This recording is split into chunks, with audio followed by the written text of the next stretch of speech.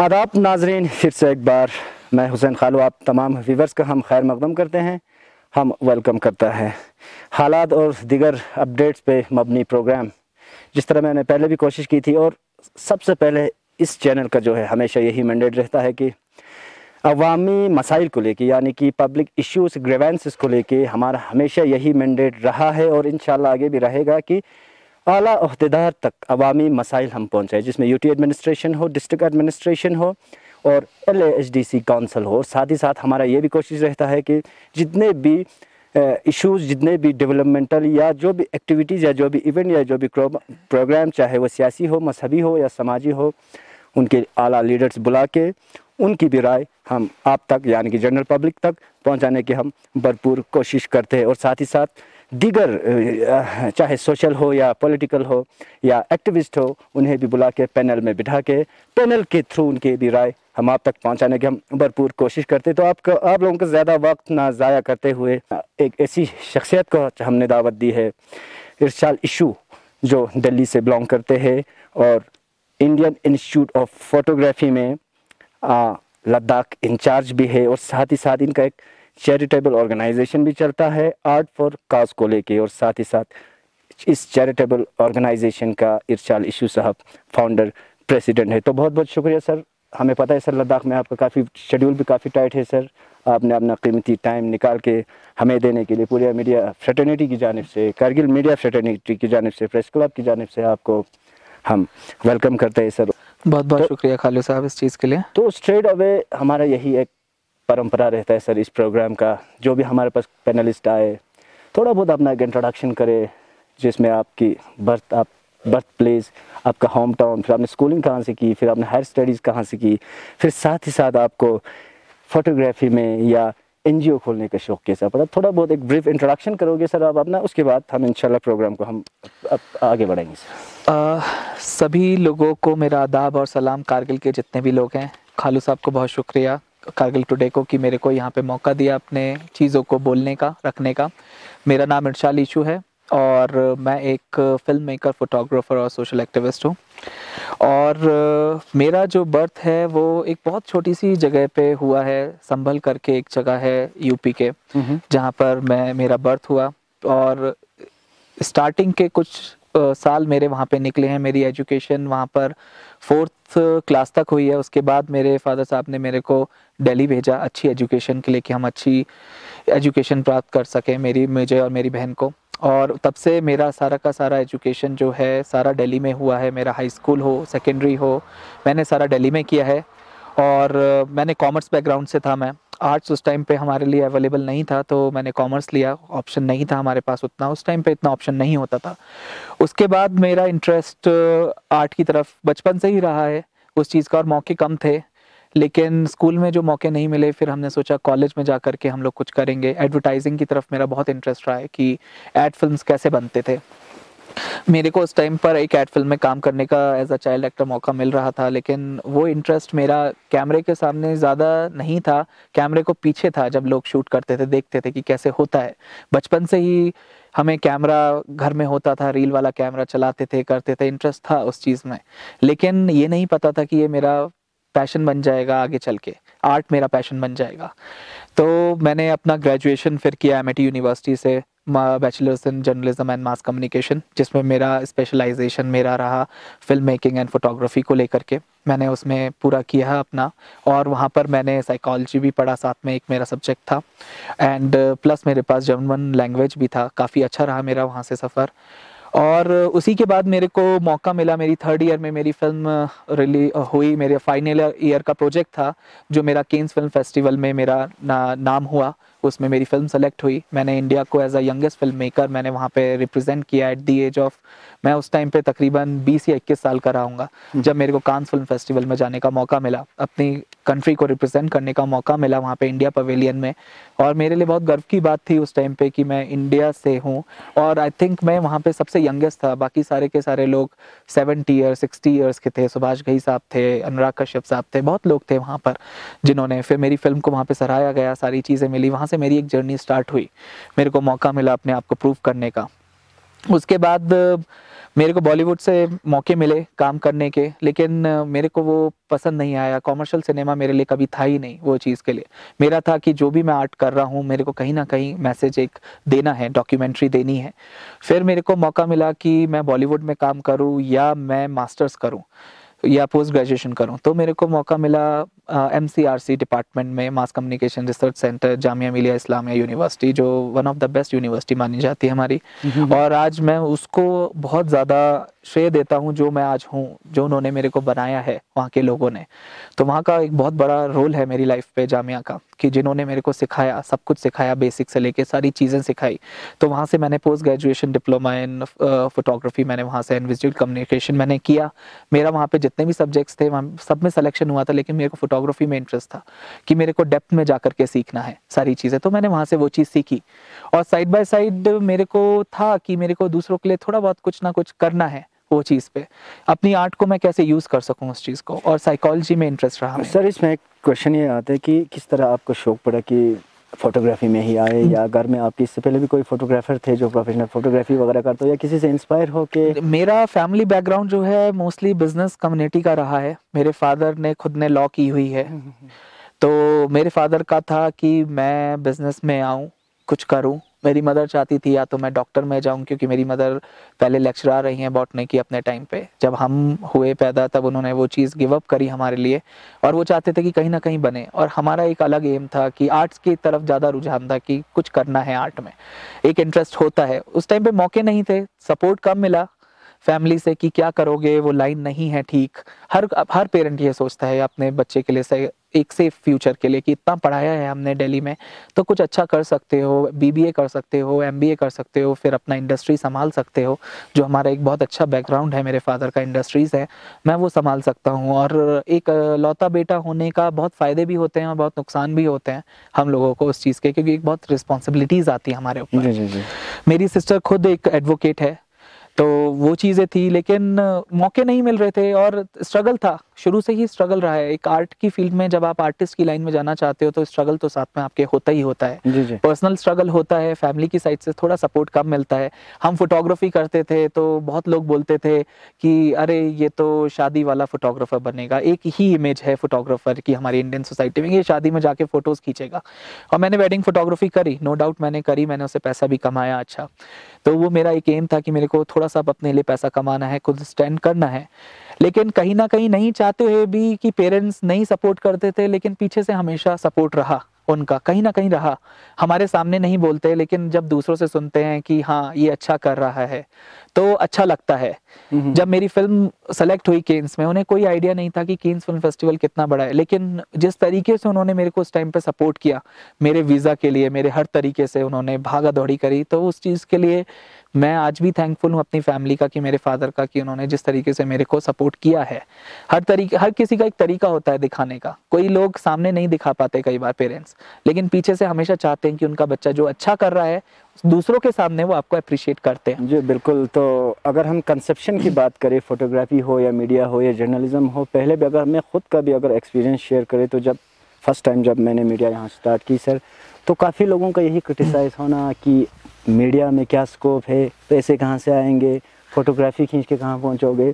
तो बाद में Aahista Aahista step by step Ladakh में भी बहुत देर से अब समझ में आ गया कि मीडिया क्या है, फोटोग्राफी क्या है, जर्नलिज्म क्या है, इससे क्या फ़ायदे हैं।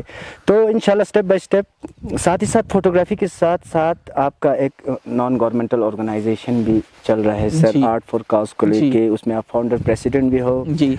और हमने ये भी सुना कि साथ ही साथ आप एक चाइल्ड हेल्थ काउंसलर भी हो जी। तो ये बहुत ही मुबारक बात है ख़त्ते लद्दाख के अवाम के लिए बिलखुसूस ले, और करगिल के अवाम के लिए, कि आप लोग वॉलंटियरली आप यहाँ आके अपने NGO के थ्रू ऐसे काम कर रहे हैं, ऐसे सोशल सर्विसेज कर रहे हैं। तो चैरिटेबल ट्रस्ट जो है आपका आर्ट फॉर काज को लेके, थोड़ा बहुत ब्रीफ करोगे सर कि क्या मेन ऑब्जेक्टिव्स है आपके इस NGO का, क्या फ्यूचर प्लान्स है, स्पेशली अगर हम ख़त्ते लद्दाख की अगर हम बात करें तो थोड़ा बहुत ब्रीफ करोगे सर अपने NGO को लेके? आर्ट फॉर कॉज ऑर्गेनाइजेशन जो है वो हमने 2013 में मैंने फाउंड किया, उससे पहले से ही मैं करता हुआ आ रहा था काम। लेकिन एक उसको नाम देना था। काम करने के पीछे हर किसी के पीछे एक विजन होती है कि क्या करना चाहते हो आप, एक लाइफ मिली है उसका मोटिव क्या है। या तो आप सेल्फिश होकर के अपने बारे में सोचते रहो, या सोचो कि मेरे पास जो स्किल्स है मैं उसको किस तरीके से फ्यूचर के लिए, जनरेशन के लिए यूटिलाइज करूं। जब हमने बचपन में देखा कि हम लोग आर्ट की तरफ हमारा था, पढ़ाई में इतना इंटरेस्ट नहीं था। मैं 7th 8th क्लास तक बहुत अच्छा था पढ़ाई में, लेकिन फिर मेरा इंटरेस्ट धीरे धीरे चला गया। मेरे को मैथ्स कभी समझ में नहीं आया। मेरे को बस इतना था प्लस माइनस, जितना मेरे को लाइफ के लिए जरूरी है मैंने उतना किया। आज की डेट में जब मैं देखता था कि बड़े होकर के जो मैंने स्ट्रगल किया, हमें सपोर्ट नहीं है, तुम पढ़ाई में अच्छे नहीं हो, आप कुछ नहीं कर सकते, ये हर पेरेंट का होता है कि या तो ये इंजीनियर बने या लॉयर बने या डॉक्टर बने। लेकिन मैं ये कहता हूं कि हर किसी में एक हिडन टैलेंट होता है, वो उसकी हर किसी की एक यूनिक आइडेंटिटी होती है। तो हमने ये सोच करके शुरू किया, जो बच्चे लोग हमारे पढ़ाई में अच्छे नहीं हैं उनका हम क्या करेंगे। जो पढ़ाई में अच्छा होता है उसको फाइनेंशियल सपोर्ट की जरूरत होती है, आप थोड़ा सा फाइनेंशियल सपोर्ट उनको करोगे वो आगे निकल जाएगा। लेकिन जो बच्चे पढ़ाई में अच्छे नहीं हैं, एवरेज हैं, उनका क्या किया जाएगा। वो कहीं ना कहीं हमारी ड्यूटी बनती है कि हम उनके हिडन टैलेंट्स को हम लोग निकालें, बाहर निकालें कि वो लोग क्या करना चाहते हैं। वही लोग आगे चल करके उनका एक रास्ता मिल जाता है, एक रास्ता दिखाना बहुत जरूरी है। तो हमने इस अप्रोच से शुरू किया, और एक विजन भी था कि मेरे को मेन लैंड में काम नहीं करना है, मेरे को ऐसे एरियाज पे जाके काम करना है कि जहाँ पे अपॉर्चुनिटीज नहीं है। मैंने मेन लैंड में थोड़ा सा काम करने की कोशिश करी, लेकिन वहां पे यही सोचते थे इसका खुद का सेल्फ मोटिव क्या होगा, इसके पीछे ये कुछ पैसा तो नहीं कमा रहा। तो ये चीजें थी। तो मैं रिमोट एरिया में मैं गया, वहाँ पे जा कर के मैंने शुरू किया तो कि रिमोटेस्ट पार्ट में जा कर के इंडिया के, जहाँ पर हमारे बॉर्डर एरियाज में कोई भी नहीं पहुँच रहा है, वहाँ पर हम पहुँचेंगे। मैंने अकेले ट्रैवल किया इंडिया की लेंथ एंड ब्रेथ पे। तब मैं अकेले था, मैं सोचता था कि कोई सपोर्ट नहीं करेगा। बहुत बीच में गिव अप करने के भी आए कि जब लगता था कि फैमिली से इतना सपोर्ट नहीं हो रहा है या कोई भी सपोर्ट नहीं कर रहा है, समझ नहीं रहा है कि मेरी इंटेंशंस क्या हैं उन बच्चों को उभारने की जिनके पास अपॉर्चुनिटीज नहीं है, या जिनको आइडिया ही नहीं है कि उनके अंदर इतना हिडन टैलेंट छिपा हुआ है कि वो आगे चल के बहुत कुछ कर सकते हैं।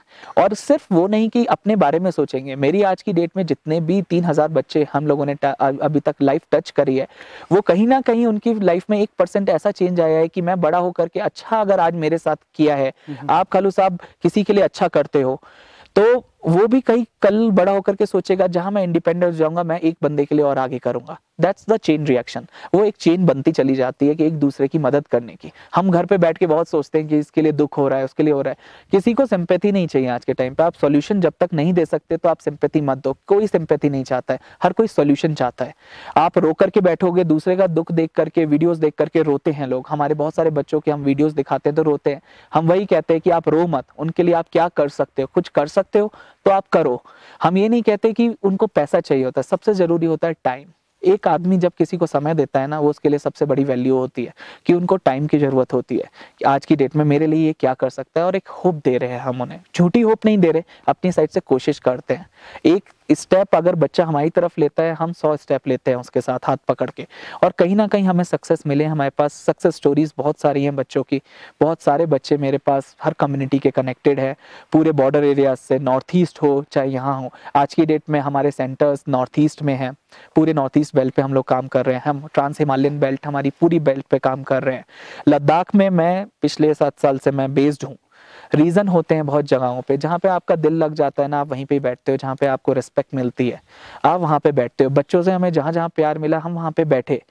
और लद्दाख थोड़ा सा एक्सेसिबल था मेरे लिए, फ्लाइट्स की कनेक्टिविटी थी लेह की, तो मैं वहाँ पर गया। मैं लेह में बैठा, मैंने काफ़ी प्रोग्राम्स किए, वहाँ पे काम किया बच्चों के लिए कि यहाँ प्यार बहुत मिला मेरे को हर जगह से। विशाल साहब, आपने पहले भी फरमाया कि तकरीबन आपको 5-6 साल आपको ऑलमोस्ट अब लद्दाख में हो चुके हैं जी।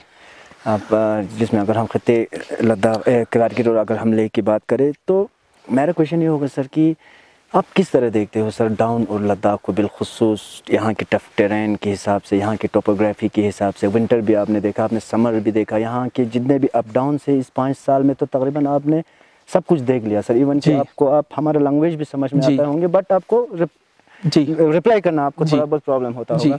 तो किस तरह देखते हो सर, अगर बिलखुसूस हम विंटर की, अगर हम स्ट्रगल्स की बात करें लद्दाखियों की, जिसमें बिलखुसूस लेह और करगिल है, और हमारा एक तरफ से एक जोजिला है सर, जो लाइफलाइन है लद्दाख का, वो भी सेहतमंद के लिए बिल्कुल जाता है। आप अभी का जो नया गवर्नमेंट है, आप नया टनल के लिए काम चल रहे हैं सर, लाइफ किस तरह देखते हो सर? स्पेशल अगर हम दूर दराज इलाकों की अगर हम बात करें, जिसमें हमारे जानकार है सर, रंगदुम है सर, वहाँ नुब्रा वैली है, खरदुंगला पास करके जाना पड़ता है। इसी तरह यहाँ कल आप द्रास पे भी आपने विजिट किए, तो डाउन का लाइफ और यहाँ की लाइफ को आप किस तरह देखते हो? उससे थोड़ा बहुत शेयर करोगे, अपना पर्सनल एक्सपीरियंस शेयर करोगे? मैं अपना पर्सनल एक्सपीरियंस शेयर करूँ तो मैं एक चीज़ मैंने हमेशा लाइफ में सीखी है कि हम लोग ऊपर से देख करके वीडियोस में देखते हैं हम लद्दाख बहुत सुंदर है, बहुत अच्छी जगह है, लैंडस्केप इतना सुंदर है और एक मैजिकल लैंड है कि हम सोचते हैं लार्जर देन लाइफ लगता है इमेजेस में जब हम देखते हैं।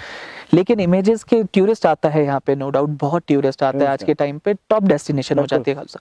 लेकिन ये नहीं सोचता टूरिस्ट आता है पैंगोंग घूमेगा, नुब्रा घूमेगा, फोटोग्राफी करेगा, पहाड़ियों को कुछ फोटोग्राफी करके निकल जाएगा, डीप में जा करके कभी किसी ने रियल लाइफ नहीं देखी, हाँ शूट करके वो लोग निकल जाते हैं। लेकिन जो रियल होता है वो लोगों से होता है यहाँ के। जब तक कोई लोगों को आप बात नहीं करोगे तब तक वो लैंडस्केप कभी नहीं रहेगा, उसमें लाइफ ही नहीं होगी। बिल्कुल मैंने ये चीज सीखी है कि जब तक मैं खुद एक्सपीरियंस नहीं करूंगा, उनके साथ बैठ के, उनके घरों में बैठ के, उनकी लाइफ में झांक करके मैं नहीं देखूंगा, उस एक्सट्रीम कंडीशन में मैं खुद नहीं बैठूंगा, मैं तब तक कभी उनकी लाइफ को नहीं जज कर पाऊंगा, मैं समझ ही नहीं पाऊंगा कि वो किस तरीके से निकलते हैं। मैं जा करके हानले में बैठा, जो हानले हमारा 23,000 के फीट के आसपास है, नागा विलेज, बहुत हाई ऑल्टीट्यूड पे है वो, हमारा तिब्बत बॉर्डर की तरफ हमारा पड़ता है वो। मैं वहाँ पे गया दिसंबर में, अपनी टीम को मैं वहाँ पे लेके गया, वॉलंटियर किया। हमारे पास चाहे वहाँ पर 18 बच्चे थे बस, फिर भी मैं पहुंचा कि वहाँ पे हमें हाइजीन और सैनिटेशन के बारे में उन्हें बताना है। वहाँ पे जा करके -50 तक टेम्परेचर पहुंच रहा है, लेकिन मैं जब तक वो चीज़ फील नहीं करता तब तक मैं उनके दर्द को, उनकी चीज़ों को मैं नहीं समझ पाता। और यहाँ पे सबसे ज़्यादा काम करने की ज़रूरत मेरे को लगता है विंटर में ही है। समर्स में हर कोई आ जाएगा, बहुत NGOs आते हैं, बहुत ऑर्गेनाइजेशंस आते हैं, वो लोग वहाँ पे दिल्ली में बैठ करके या US में बैठ करके वो लोग सोचते हैं ओ हमें यहाँ पे कुछ करना है। लेकिन आप इतना पब्लिसिटी करते हो, अगर मेरी एक सोच है कि अगर मेरे सीधे हाथ से मैं कुछ काम कर रहा हूं तो उल्टे हाथ को कभी पता नहीं चलना चाहिए। मैं ये चीज सोचता हूं। हम लोग बहुत ज्यादा अपनी प्रोफाइल को लो रखते हैं, ग्राउंड लेवल पे काम करते हैं। मैं बीइंग अ प्रेसिडेंट फाउंडर, मैं भी दिल्ली में बैठ सकता था। मुझे बहुत ऑर्गेनाइजेशंस ने मेरी ऑर्गेनाइजेशन को खरीदने की बात करी। हमें इनफैक्ट 100-200 करोड़ की हमारी वैल्यू है ऑर्गेनाइजेशन की, उसको खरीदने की बात करी। वो बोलते हैं आप दिल्ली में बैठो, ऑफिस दूंगा मैं आपको, बंदे जाएंगे वो लोग करेंगे, आप अपना विजन सेल कर दो। मैंने कहा कि अगर मेरे को विजन सेल करना होता तो मैं कभी भी खुद ग्राउंड लेवल पे घुसता ही नहीं। और एक बार आप इस लाइन में घुस जाते हो तो आप पीछे मुड़ने का कोई रास्ता नहीं है। हम कितना भी चाहें वो चीज को, हम पीछे नहीं मुड़ सकते। हम एक होप दिया है मैंने, मैं कैसे उस चीज को मैं झूठा कर दूं अपने आप को, मेरे को सेटिस्फेक्शन ही नहीं मिलेगा कभी सोचते। तो लद्दाख में टोपोग्राफी इतनी ज्यादा है मेरे को, मैं खुद मानता हूं आज की डेट में। अब मैं कारगिल पे अगर आऊं, कारगिल में मेरे को आने में 5-6 साल लग गए, खुद आने में। मेरे को कारगिल के बारे में जीरो नॉलेज दिया गया। किसी ने मेरे को ये नहीं बोला कि आप कारगिल जाओ, वहां पर ये होगा। जो हम मीडिया में देखते हैं, मेरा भी कहीं ना कहीं ब्रेन वॉश किया गया। एक मुझ जैसे आदमी का जो एक बिल्कुल अनबायस होकर के सोचता है, उसको भी मीडिया इतना इन्फ्लुएंस करता है। मैं जर्नलिज्म लाइन में मैं भी रहा हूँ, लेकिन जिस तरीके से हमें दिखाया गया कारगिल वॉर, यहाँ पे तो सिर्फ मिलिटेंसी होगी, यहाँ पर ये होगा, वहाँ पे लोग खराब होंगे, तो वो एक जो इमेज है दुनिया के सामने लाई गई है वो बहुत खराब है। अब मेरी ड्यूटी बनती है कि जो मेरे से गलतियां हुई हैं, कि मैंने जो सोचा है मन में, वो चीज़ों को मैं ठीक करूँ आकर के। मेरे लिए सारे बच्चे एक जगह एक तरीके से हैं। अब मैं आया यहाँ पर, अब मैं देखता हूँ कारगिल के बारे में हम सोचते हैं, जोजिला पास है, लेह के लिए फिर भी फ्लाइट्स हैं हमारे पास, लेकिन कारगिल में क्या तकलीफें हैं वो मैं फील कर रहा हूँ। यहाँ पे लोगों के दर्द को मैं खुद समझ पा रहा हूँ। मैं कल द्रास गया, जैसे आपने बोला, मैं द्रास गया। वर्ल्ड का 2nd कोल्डेस्ट रीजन है। लोगों को आधी से ज्यादा हमारी इंडिया की जनता को पता नहीं होगा, हमारे देश में ही वर्ल्ड का 2nd कोल्डेस्ट हैबिटेबल रीजन है आफ्टर रशिया। ऐसी जगह है हमारे पास जहां पर लोग रहते हैं। हमारी आर्मी ने लड़ाई लड़ी है वहां पर। हमें जंग के बारे में तो बता दिया कि टाइगर हिल पे जंग हुई है, लेकिन ये नहीं बताया कि 2nd कोल्डेस्ट रीजन में लड़ाई कर रही है और लोग बसते हैं और कितने अच्छे लोग हैं वो। जब वॉर लड़ी गई, हम आर्मी को बहुत अप्रिशिएट करते हैं, उतना ही मैं वहां के लोकल लोगों को कारगिल के अप्रिशिएट करता हूँ कि वो लोगों ने यहाँ से भागे नहीं, गए नहीं। वो लोग, मेरे को कुछ लोग स्टोरी सुनाते हैं यहाँ के कि जब वॉर हो रही थी, शेलिंग हो रही थी, हम लोग बास्केटबॉल खेल रहे थे, हमने ये बोला हम अपनी जगह छोड़ के नहीं जाएंगे और इंडियन आर्मी के लिए हम हमेशा खड़े रहेंगे। तो ये चीज़ें लोगों को, हमारे देश के लोगों को पता होनी बहुत ज़रूरी है कि आप पेट्रियाटिज्म वहाँ पे दिखाते हो सिर्फ एक दिन, यहाँ पर डेली दिखता है, हमें डेली दिखता है। कल मेरे को एक बुजुर्ग लेडी मिली, उन्होंने, वो बाहर आए रोड पे, उन्होंने मेरे को मेडल्स दिखाए अपने हस्बैंड के, जो ब्रिटिश इंडियन आर्मी में भी रहे, मंगोल में भी उन्होंने ट्रेनिंग करी, उन्हें परमवीर चक्र मिले हैं, क्या क्या नहीं मिले। लेकिन ये स्टोरीज अगर हम लोग नहीं दिखाएंगे तो मेरा as a artist, as a media person होने का कोई फायदा नहीं है। तो हमारी ड्यूटीज बनती हैं और यहाँ पे बहुत स्ट्रगल है। आप लोग, मैं कल आता हूँ, मैं अपनी टीम को भी नहीं ला सकता, यहाँ पे कंडीशन इतनी एक्सट्रीम है, लेकिन मैं एक चैलेंज लेकर के आया हूँ कि मेरे को ये चीज स्टोरी दिखानी है, मेरे को दिल्ली में ये चीज डिस्प्ले करनी है कि कारगिल की रियल इमेज क्या है हमारी। यहाँ पे बच्चों में कितना ज्यादा एक जज्बा है कि मेरे को आप बस एक कैमरा दे दो सर, मैं कुछ भी करके लेके आऊंगा। हमारे पीछे भागते हैं बच्चे कि सर मेरे को क्यों नहीं लेके गए। ये चीज है, ये अंदर से है उनके अंदर, वो दिल्ली में आपको कहीं नहीं मिलेगी। बिल्कुल इरशाद साहब, आपके साथ अभी हमें सारी बातें करने हैं सर, तो हम लेते एक छोटा सा कमर्शियल ब्रेक। तो दर्शकों, मैंने पहले भी वजाहत की कि आपको अभी हमारे साथ जुड़े हैं इरशाद इशू, जो फाउंडर प्रेसिडेंट है आर्ट फॉर कॉज को लेके, एक चैरिटेबल ऑर्गेनाइजेशन, और साथ ही साथ लद्दाख इंचार्ज है इंडियन इंस्टीट्यूट फॉर फोटोग्राफी को लेके, काफ़ी रेप्यूटेड इंस्टीट्यूट है इंडियन फोटोग्राफी में। तो आप देखते रहे कारगिल टुडे, जल्द ही हम वापस आते हैं। For more updates, subscribe to our channel Kargil Today. Click the show links and enjoy watching the videos. Like us on Facebook and follow us on Instagram. Keep watching Kargil Today. Keep enjoying Kargil Today, the only voice of Kargil Ladakh. तो दर्शकों, break के बाद फिर से एक बार हम आप लोगों का फिर से एक बार खैर मकदम करते हैं। अभी हमारे साथ जुड़े हैं इरशाद इशू साहब, जो मैंने आपको पहले भी वजाहत की। तो ब्रेक के बाद हमारे साथ फिर और एक नया मेहमान भी हमारे साथ अभी जुड़ेंगे, डिस्कशन करेंगे खूब। तो लोब्जंग नेमा साहब हमारे साथ जुड़ेंगे, जो नॉर्थ ईस्ट से है, अरुणाचल से है, और एक यंग फोटोग्राफर भी, और साथ ही साथ अगर हम बात करें तो हेड फोटोग्राफर है आर्ट फॉर कॉज, जो मैंने पहले जो आपको वजाहत की, और साथ ही साथ मेंटर भी है आर्ट फॉर कॉज को लेके। नेमा साहब जुड़े, बहुत बहुत शुक्रिया हमारे इस प्रोग्राम में ज्वाइन करने के लिए। तो नेमा साहब, सबसे पहले थोड़ा बहुत हमारे व्यूवर्स को ये ब्रीफ करोगे कि आप नॉर्थ ईस्ट से लद्दाख तक का कैसा आपका सफ़र कैसा रहा, और साथ ही साथ कब से आपने आपको क्यों लगा कि मैं भी जाके आर्ट फॉर कॉज ज्वाइन करे इरशाद इशू के साथ? 2013 में आर्ट फॉर कॉज तवांग आए थे, एक कैंप किया था उन्होंने। तो वहाँ पर उन्होंने मुझे डिस्कवर किया, उनको मेरा पैशन अच्छा लगा और मेरा काम अच्छा लगा। तो उन्होंने मुझे फेलिसिटेट किया कि मैं दिल्ली आऊँ, काम सीखूँ। तो वहाँ से मैं दिल्ली आया, फिर इनके साथ मैंने 3 या 4 महीना स्पेंड किया। फिर मैंने देखा कि जो फोटोग्राफी है, मतलब बहुत सही चीज़ है कि हम लोगों को दिखा सकते हैं कि लाइफ क्या है। तो वहाँ से मैंने उनके साथ काम करना शुरू किया है। तो तब से मैं इनके साथ ही हूँ, और तकरीबन 5 साल पहले मैं लद्दाख आए थे। तो लद्दाख में भी हमने कुछ कैंप्स किया था बच्चों के लिए। तो नेमा साहब, इससे पहले आपने कहीं फोटोग्राफी इंस्टीट्यूट आपने ज्वाइन की थी कि, या जो कुछ आपने अभी तक फोटोग्राफी में आपने सीखा है वो इरशाद साहब से ही सीखा? सब मैंने आर्ट फॉर कॉज से ही सीखा है, इनसे सीखा है मैंने सब कुछ। तो मैं पढ़ाई में बहुत वीक था एक्चुअली। तो एक स्कोप मिला मुझे कि सिर्फ पढ़ाई ही सब कुछ नहीं है, तो फोटोग्राफी भी हम कुछ कर सकते हैं। तब से मेरा इंटरेस्ट इस पे आया। बिल्कुल बिल्कुल। तो तभी से मैं इनके साथ हूँ। बिल्कुल। तो इरशाद साहब, एक क्वेश्चन ये भी बात है सर बार बार कि माशाल्लाह, सबसे पहले तो आपने कई जगहों पे, चाहे लद्दाख ले की अगर हम बात करें, करगिल की अगर हम बात करें, आपने कुछ अडॉप्ट भी आपने कर रखी है, जिसमें तंजीम पेमा जो है लद्दाख में है। और अगर हम लोब्जंग नेमा की अगर हम बात करें, इसको भी आप एज ए पेरेंट्स की तरह ही आप इसके साथ ट्रीट करते हो सर, आप अपने साथ ही रखा है अडॉप्ट करके पिछले कई सालों से। तो आप जब अरुणाचल आप लोग आर्ट फॉर कॉज को लेके एक वर्कशॉप करने गया, तो वहाँ आपकी मुलाकात जो है लोब्जंग नेमा से हुआ है। तो थोड़ा बहुत वो थोड़ा ब्रीफ करोगे किस तरह आपको नेमा मिला, फिर उसके बाद नेमा जो है अभी भी आपके साथ जुड़े हैं और इन फ्यूचर भी आपके साथ ही जुड़े रहेंगे? पहले मैं मतलब तंजीम पेमा की बात करूंगा, क्योंकि वो मेरी पहली अडॉप्टेड थी। वो 10 साल की थी जब मैं यहाँ पे लद्दाख में फिल्म शूट कर रहा था, kicking boundaries, Tibetan women football team के ऊपर मैं एक डॉक्यूमेंट्री बना रहा था उस टाइम पे। तो उस डॉक्यूमेंट्री में मेरे को ये 10 साल की बच्ची मिली, उसकी मैंने स्टोरी सुनी, तो कहीं ना कहीं आप कनेक्ट हो जाते हो बच्चों से लाइफ से देख करके। तो उसका मैंने कैलिबर देखा, उसको स्टोरी सुनी, तो एक कनेक्शन हुआ कि मेरे को शुरू से था कि 2 बच्चों को, मेरे को एक लड़की को एक लड़के को अपना समझ करके अडॉप्ट करना है। छोटा भाई बहन समझ लीजिए, अपना बेटी और बेटा समझ लीजिए, कैसे भी समझ लीजिए, एक अडॉप्ट करना है। उनको एक अच्छा रास्ता दिखाना है कि जो 2 बच्चे जो मैं खुद से क्रिएट कर सकूं। ऑर्गेनाइजेशन के पास ऑलरेडी बहुत बच्चे थे, लेकिन 2 मैं लेना चाहता था, लेकिन उनमें मैंने कनेक्शंस ढूंढे कि हमारा कनेक्शन आपस में क्या है।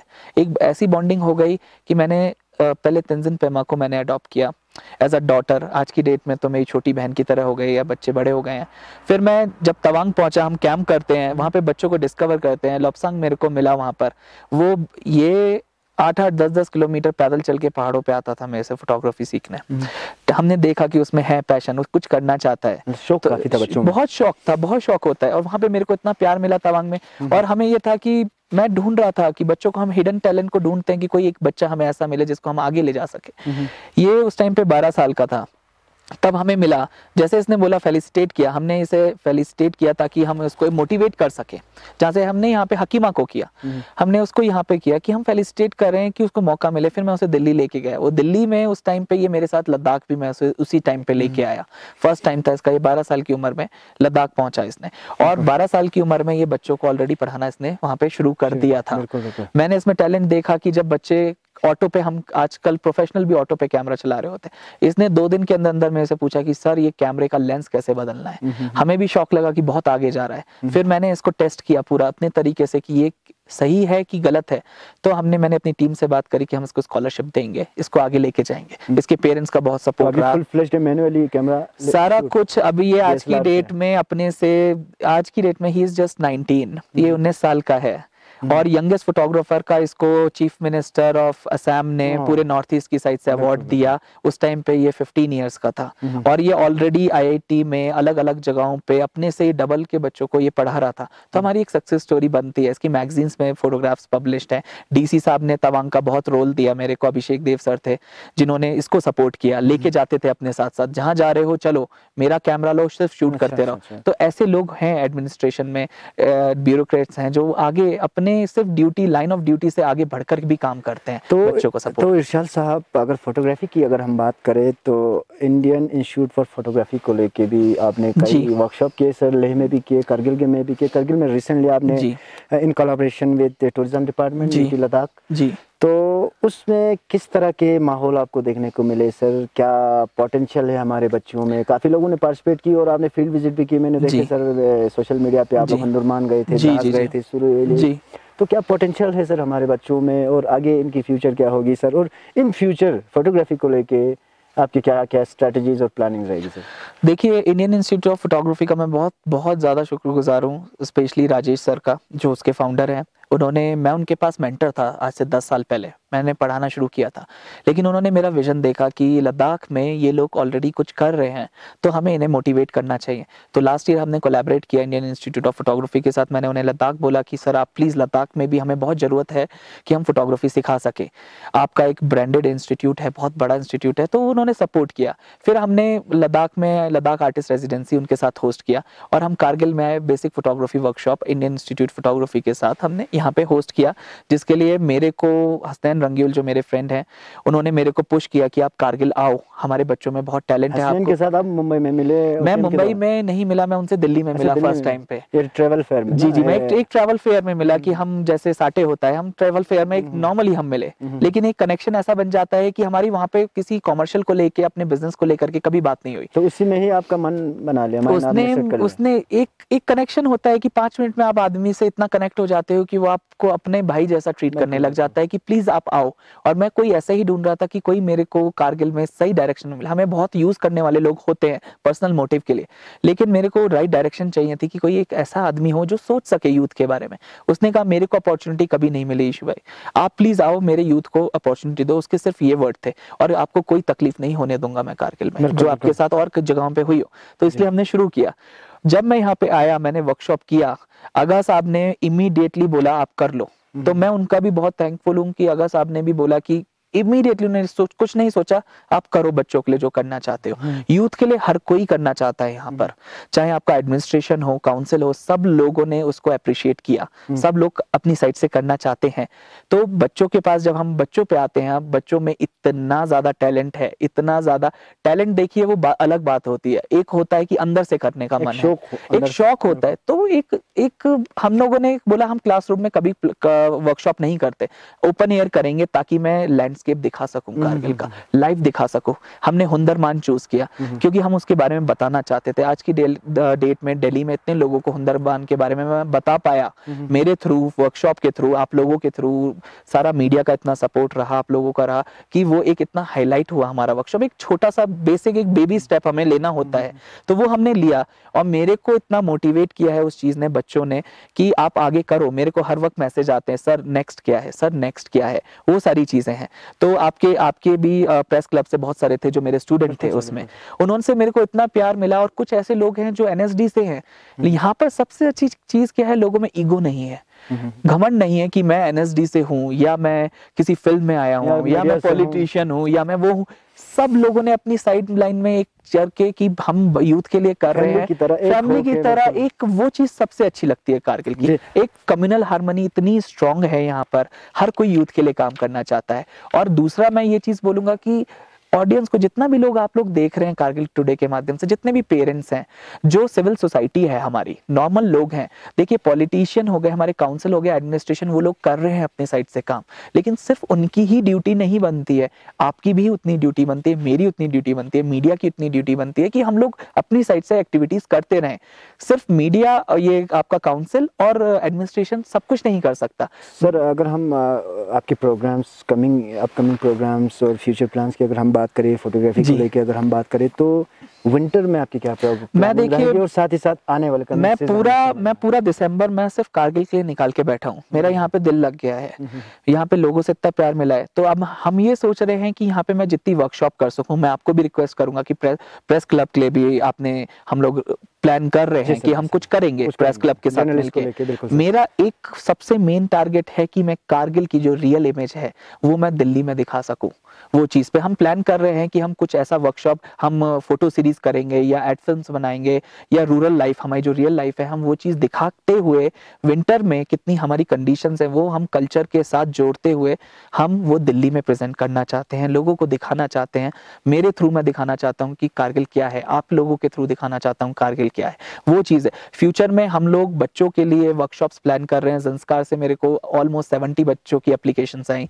मैं वहाँ पे अभी रिसेंटली मैं ईसी ज़ंस्कार अफेयर से मैं उनसे मिला और बहुत शुक्रगुजार हूँ कि सर ने इमीडिएटली बोला कि जैसे ही रोड खुलती है आप करो। जी सर। सीसी साहब ने बोला कि इशू जो आप करना चाहते हो आप करो, डीसी साहब ने बोला हम बैठे हैं आप करो। हर कोई सपोर्ट करने के लिए आगे आ रहा है, बराबर मिल रहा है, हर साइड सपोर्ट मेरे को मिल रहा है हर तरीके से। और बार-बार क्वेरीज ये आ रहा है सर मेरे पास आपको लेके, आपके फोटोग्राफी को लेके, अगर किसी इंडिविजुअली ज्वाइन करने या ग्रुप में ज्वाइन करने तो कहाँ ज्वाइन करने, किससे मिलना है, बात कैसे करने, तो हमारे इसी मीडियम से आप उनको ये मैसेज। देखिए, आप लोगों को अगर फोटोग्राफी सीखना है, इंडियन इंस्टीट्यूट ऑफ फोटोग्राफी हमेशा आपके सपोर्ट में है और यहाँ पर एक स्पेशल हम लोग कोई बहुत ज्यादा वो लोग रेट चार्ज नहीं करेंगे। वो हमारे लिए स्पेशल रेट्स हमेशा लद्दाख के लिए रहेंगे। वो उनका हमेशा एक उनका भी अटैचमेंट है लद्दाख के लिए, रिमोट एरिया के लोगों के लिए कि हम लोग कुछ करेंगे। तो आप इंडियन इंस्टीट्यूट ऑफ फोटोग्राफी के लिए आप उनकी वेबसाइट पे जा सकते हैं, उनको फोन करके बोल सकते हैं कि इशू सर ने बस नंबर दिया है, आपका वहीं से ही कनेक्शन हो जाएगा। कुछ चीजें हैं लिमिटेड हैं, अभी हम लोग भी सेटअप करने का हमारा फ्यूचर प्लान है। इंडियन इंस्टीट्यूट ऑफ फोटोग्राफी यहाँ पर अपना बेस बनाना चाहता है, कि इंस्टीट्यूट खोलना चाहता है, जिसके लिए हम काउंसिल को भी लिख रहे हैं। हम स्पेशल एक प्रोग्राम डेवलप कर रहे हैं यहाँ पे, कोर्स जो यहाँ के लिए ही बना होगा, ट्रांस हिमालय के लिए, जो यहाँ के हिमालयन रीजन को प्रमोट करेगा और उसी कंडीशंस पे हम लोग काम करेंगे। मैं कल खालू साहब ये चाहता हूँ कि आज मैं यहाँ बैठा हूँ, जैसे लॉपसांग 19 ईयर्स का होकर के आप लोगों को यहाँ पे बच्चों को वो पढ़ा रहे हैं, मोटिवेट कर रहे हैं, यहाँ के ही मैं बच्चों को ऐसा निकाल सकूँ 2-3 बच्चे कि मेरी यहाँ पे कल आने की जरूरत नहीं पड़े, यहीं के ही बच्चे और लोगों को मोटिवेट कर सके और सिखा सके। हमारा टारगेट वो है कि हम लोग तो रास्ता दिखा सकते हैं। तो इरशाद साहब, फिर से आपके पास 1-2 क्वेश्चन मैं करूंगा, उसके बाद इंशाल्लाह मैं प्रोग्राम कंक्लूड करूंगा। सर, ठंड भी है, मौसम, और आपको पता है हमारे इक्विपमेंट्स भी, बैटरीज भी इशू आपको पता है। सर, मैं लॉपसांग नेमा से 1-2 सवाल करूंगा, उसके बाद मैं आपसे फिर मैं कंक्लूड कर लूंगा। सर नेमा, मैंने आपको पहले भी बताया, आप अरुणाचल से नॉर्थ ईस्ट से लेके लद्दाख तक के सफ़र आप किस तरह देखते हो, वहाँ का लाइफ और लद्दाख की लाइफ? स्नो वहाँ भी पड़ते होंगे, ठंड वहाँ किस तरह पड़ते हैं, और वहाँ का रहन सहन और यहाँ का रहन सहन में आपने क्या डिफ्रेंशिएट पाया? शक्ल तो मुझे लगता है शायद लद्दाखी और नॉर्थ ईस्ट का एक है, बाकी खान पान, उठना बैठना और वे लाइफ स्टाइल वहाँ के कैसे, थोड़ा बहुत शेयर करूँगी हमारे व्यूवर्स के साथ, फिर उसके बाद मैं इरशाल से प्रोग्राम कंक्लूड करूँगा। तो वहाँ का कल्चर बहुत डिफरेंट है, यहाँ का कल्चर बहुत डिफरेंट है, क्लाइमेट अलग है। यहाँ पर ठंड बहुत ज़्यादा पड़ता है, वहाँ पर बर्फ़ बेशक गिरता है पर ठंड इतना नहीं आता होगा, ठंड उतना नहीं रहता है वहाँ पर। तो यहाँ पर इतना ठंड है, विंटर्स में मतलब ज़्यादा अपॉर्चुनिटीज मिलता नहीं है बच्चों को। तो मैं ये सोचता हूँ कि अगर मैं उस इतना छोटा जगह से मैं उठ के आ सकता हूँ, तो लद्दाख तो वैसे भी बहुत फेमस है, बहुत लोगों को पता है लद्दाख क्या है, टूरिज्म लाइन से। तो यहाँ से अगर किसी को उठना हो तो उसको इजी भी रहेगा कि लद्दाख के नाम से वो कुछ भी कर सकते हैं। बिल्कुल, बस अपने अंदर पैशन होना चाहिए कि हाँ भाई मुझे करना है। जी। और मतलब कुछ भी चीज़ हो, अगर हमें करना है तो हमें सब कुछ, मतलब भगवान ने दिया तो नहीं है कि हमें सब कुछ आ जाएगा, पर अगर हम उस चीज़ पे अगर मन से करेंगे तो कहीं ना कहीं से हम सीख जाते हैं। बिल्कुल। तो मैं यही कहना चाहता हूँ कि बस आप खुद पे विश्वास रखिए, आपके साथ अच्छा ही होगा। बिल्कुल। आप सब कुछ कर सकते हो, अगर आप मन से चाहते हो तो सब कुछ पॉसिबल है। अगर मैं कर सकता हूँ तो कोई भी कर सकता है। बिल्कुल। तो इरशाद साहब एक दो सवाल मैं करूँगा, उसके बाद मैं प्रोग्राम कंक्लूड करूँगा। सर, आप इतने प्रोग्राम्स कर रहे हैं, वर्कशॉप्स कर रहा है, दूर दराज इलाकों में, गाँव में जा रहे हैं सर, साथ ही साथ आर्ट फॉर कॉज को लेके भी आप काउंसलिंग प्रोग्राम्स भी आप करते हैं सर, चाइल्ड हेल्थ को लेके। तो इस दौरान आपको कितना सपोर्ट रहा सर, स्पेशली अगर हमारा newly created union territory UT Ladakh से, यूटी एडमिनिस्ट्रेशन से, डिस्ट्रिक्ट एडमिनिस्ट्रेशन बोदले और करगिल, और साथ ही साथ हमारे दो जो ऑटोनमस डेवलपमेंट काउंसिल है, लेह में भी है, करगिल में है, तो ओवरऑल आपको इसी 5-6 सालों में कितना सपोर्ट रहा? और if you need any more support then you can, आप इसी चैनल के थ्रू उनसे भी रिक्वेस्ट कर सकते हैं सर, अगर फर्दर आपकी कोई और प्रोग्राम्स और प्लानिंग्स वगैरह अगर हो तो ओवरऑल कितना सपोर्ट रहा हमारे काउंसिल का? मेरे को देखिए, लेह में मैंने काफ़ी साल काम किया। मेरे को फॉर्मर हमारे लेट सीसी साहब थे, दौरजी मोटुब साहब, जब तक वो थे मैंने काफ़ी काम किया। सर का एक ही सोच था कि बच्चों के लिए कुछ करो, और पहला हमें ऐसा एक पॉलिटिशियन बोलेंगे क्या बोलेंगे, वो मेरे को मिला था कि जिन्होंने सिर्फ पॉलिटिक्स के लिए या अपने पोर्टफोलियो के लिए काम नहीं किया। वहाँ पे उन्होंने सोचा कि मेरे बच्चों को क्या मिलेगा, तो मेरे को सपोर्ट थ्रू आउट मिला है वहाँ से। एक होता है कि एक फाइनेंशियल सपोर्ट की कहीं ना कहीं जरूरत पड़ती है, हर किसी को सस्टेन करना पड़ता है। हमें भी 3000 बच्चे हैं, 10-15 लाख रुपीस हर महीना हमें पहुंचाना होता है, उनका देखना पड़ता है, एक होता है थोड़ा सा, लेकिन हम अपनी साइड से करते हैं। लेकिन वो हमें कहीं गिव अप करने की वो नहीं दे रहा, हमें बढ़ते रहना है, रास्ते अपने आप निकलते रहते हैं। अब मैं कारगिल में आता हूँ, जैसे ही मैं कारगिल में आया हूँ, यहाँ पर लोगों को पता है कि अपॉर्चुनिटीज नहीं पहुंची हैं, कुछ भी अपॉर्चुनिटी नहीं आई है, और एक निगलेक्टेड रीजन रहा है शुरू से। तो मेरे से ही निगलेक्ट हो गया, तो मैं औरों से तो क्या बोलूंगा। मैं उस चीज के लिए माफी भी मांगता हूँ लोगों से कि मैं थोड़ा सा लेट पहुंचा, और मेरी इंटेंशन बहुत क्लियर है, मैं यहाँ पे बहुत कुछ करना चाहता हूँ। आप मेरे को 2 साल दीजिए यहाँ पर काम करने के लिए। एडमिनिस्ट्रेशन से भी बोलूंगा, काउंसिल से भी बोलूंगा कि आप मेरे को 2 साल दीजिए यहाँ पर, मैं आपके लिए कुछ ना कुछ चेंज ला के दिखाऊंगा, पॉजिटिव चेंजेस दिखेंगे। स्टेप जब हम धीरे धीरे लेते हैं, पॉजिटिव चेंजेस आने में टाइम लगता है, कुछ अच्छा होने में, तो वो आप मेरे को दीजिए मौका। पेरेंट्स को बोलूंगा अपने बच्चों को मोटिवेट कीजिए। मैं चाइल्ड काउंसलर हूँ, मैंने लेह में ऑलमोस्ट सारे स्कूल्स की काउंसलिंग करी है। मैं यहाँ पर चाहता हूँ, मैं फ्री काउंसलिंग करता हूँ। किसी भी बच्चे को कहीं भी कोई तकलीफ होती है, कोई भी चीज़ ऐसी है जो अपने पेरेंट्स से शेयर नहीं कर सकता, वो आप प्लीज़ मेरे को कभी भी एट अ टाइम आकर के आप पूछ सकते हो, शेयर कर सकते हो। हम अनोनिमस रखेंगे उस चीज़ को। और मैं काउंसिल को भी बोलूँगा, एडमिनिस्ट्रेशन को भी बोलूँगा कि यहाँ पे चाइल्ड काउंसलिंग की, मेंटल हेल्थ पे बहुत ज़्यादा रिक्वायरमेंट है। एक गैप है पेरेंट्स में और बच्चों में जो हम देखते हैं हर जगह। पेरेंट्स की भी उतनी काउंसलिंग की ज़रूरत है और बच्चों की काउंसलिंग की ज़रूरत है। मैं यहाँ पर अवेलेबल अवेलेबल हूँ, मैं आता रहूँगा। और अभी तो शुरुआत हुई है, बहुत लंबा सफ़र है हमारा कारगिल को लेकर के, और एक दिल के बहुत करीब आ चुका है। जब आप लोगों ने मुझे एक फैमिली की तरह ट्रीट कर लिया है तो मेरे लिए सारे बच्चे मेरे बच्चे हो जाते हैं। तो हम लोग आगे भी करते रहेंगे। टूरिज्म सेक्टर को हमें प्रमोट करना है, लेकिन सस्टेनेबल तरीके से कैसे कर सकते हैं। हमने नॉर्थ ईस्ट में बहुत एडवाइजेस करी हैं, बहुत सक्सेसफुल रहा है। नॉर्थ ईस्ट से मैं लेसन्स लर्न करके मैं यहाँ पर एडवाइस कर सकता हूँ। मैं क्या कहते हैं कमिश्नर सेक्रेटरी सर को भी बोलूँगा ये चीज़ कि सर आप बहुत अच्छा काम कर रहे हैं, काउंसलर्स बहुत अच्छा काम कर रहे हैं, सब कर रहे हैं, लेकिन हम लोग एज अ वॉलंटियर करना चाहते हैं यहाँ पे। हमें थोड़ा बहुत सपोर्ट आप कीजिए कि हम लोग, हमें रास्ता दीजिए, चैनल दीजिए, हमारी चीज़ें अप्रूव कीजिए कि हम ये प्रपोजल्स मेरे राइट डायरेक्शन में पहुँचने चाहिए। वो पहुँच नहीं पाते, हमारे पास एक चैनल नहीं मिलता सही तरीके से।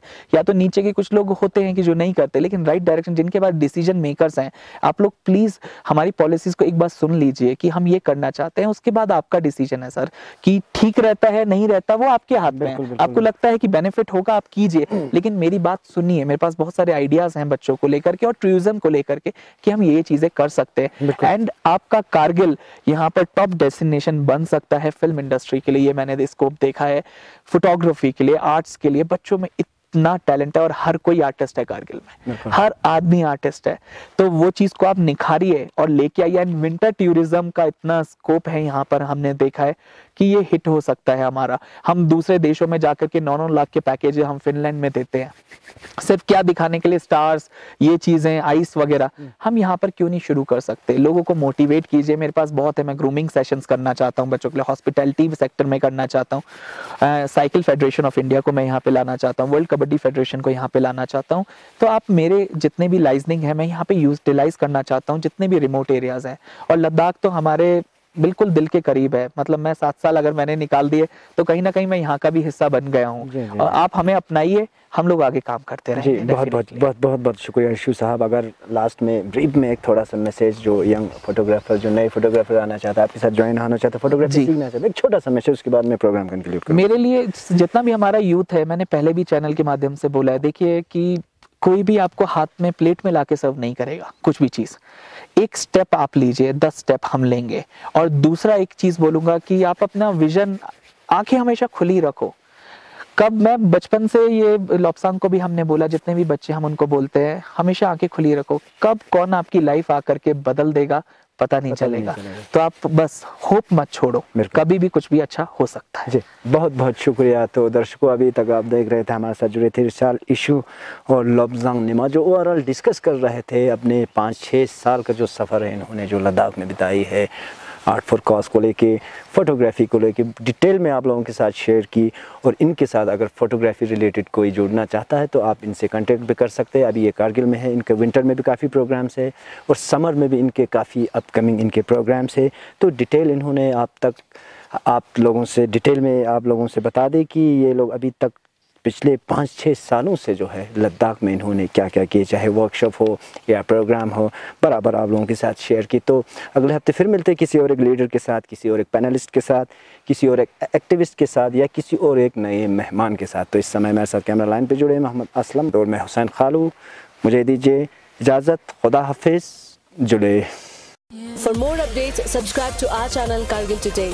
Click the show links and enjoy watching the videos. Like us on Facebook and follow us on Instagram. Keep watching Kargil Today. Keep enjoying Kargil Today, the only voice of Kargil Ladakh.